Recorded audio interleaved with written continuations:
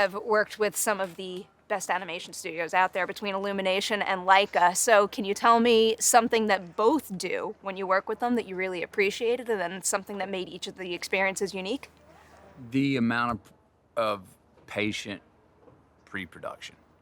The amount, because when you go to record a first round voice recordings, if they like it, you start to draw it out and sketch it, and then they're going back and seeing how the story works. And sometimes I'll come back and re-record a whole different scene because they go, we saw how the story played out and that scene didn't work, we want to rewrite it. So the amount of patience before they actually go to the lock it, let's finally go to animation, let's really make it come to life on the screen, is a lot longer time than a live action film. And they're building it, they're building the film more so while you're recording in production than you do in live action. Speaking of Buster in particular, he's one of my favorite characters in these two movies because I love the fact that he's someone that is, living his own dream, but also he's basically there to help others live their dreams. So do you have any examples over the course of your career of someone who stepped in and helped you live your dream at just the right moment, right when you needed it? Yeah, the late great friend Don Phillips, who just passed away last week. He's the guy I met in the bar in Austin, Texas, who cast me in Dazed and Confused, my very first film. He's the guy whose couch I slept on for 4 months for nothing. He's the guy who, when I said I gotta go meet an agent, he's the guy who said, not yet, you're too needy. If they smell your need, you're out the door. He was right.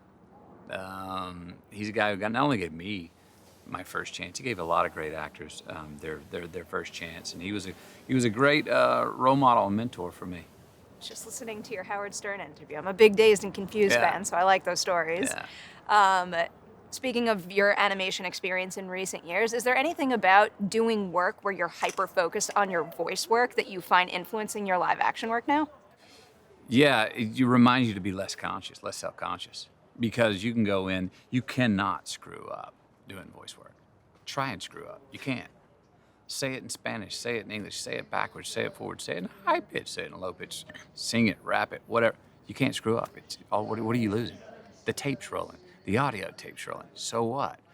To take that lack of self-consciousness back to the live action, because the truth is, even in live action, where you have the visual as well, you can't screw up.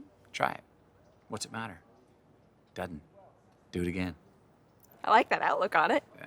Encourages you to play around a little. Yeah. Speaking about what Buster goes through in this movie, if you had the opportunity to kind of pull a Buster in Sing 2, make the movie or show of your dreams where resources didn't matter, what would that production be? Where resources didn't matter. Well, there's a great thing where resources don't matter. What do you do? If you got 14 trillion dollars to do it, what do you do? Do you do one thing for 14 trillion, or do you do 14 million things? I didn't think it through that way. That is a very smart play there. Or do you take a couple zeros off and do 14 million of those same things? My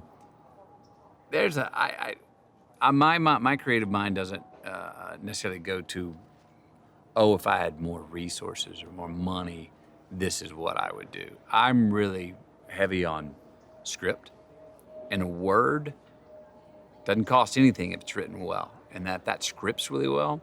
I'm for something being able to be entertaining and educational and enlightening if it's just you and I right here saying it back and forth. Now we can go, well, let's build the scenes around this written word that's really good. Let's cast this the right way. Let's say, what is our story? What's our journey? So we can have some dynamic in the storytelling. But I want it to work just as a written word first, and that doesn't cost anything when it's time to go into production. With that mentality, I'm going to pray you get a Buster and you can make millions of those little productions, and then I can enjoy them. I like scale. Thank you very much. Thank you. Have a good one. You too.